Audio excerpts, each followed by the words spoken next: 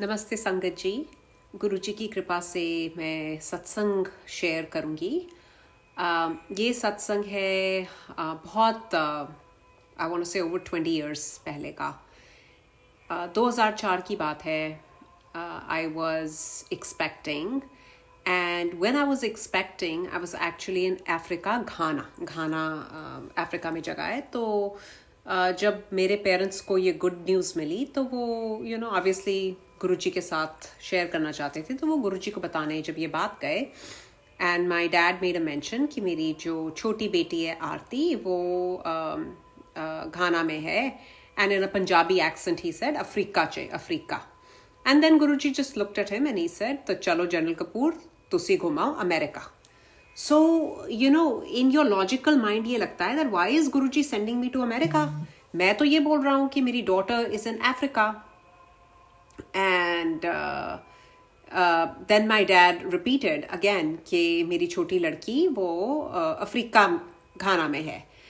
And Guruji again said कि तो general साहब घुमाओ तो से America.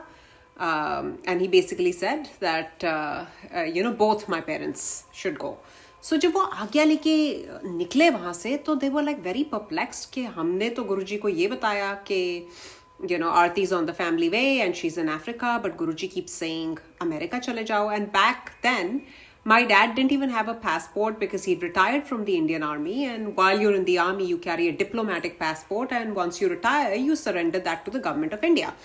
So he didn't have the passport, he didn't have American visa, and he's talking to my mom, दरबार से निकलते हुए कि अमेरिका में तो हमें कोई नहीं जानता, एंड ही मेरा जोक कि बिल क्लिंटन के अलावा और कोई नहीं जानता, तो बेसिकली अगर अमेरिका आएंगे भी तो किसके पास आएंगे.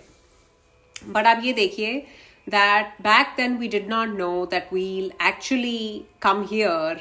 We delivered our first child here.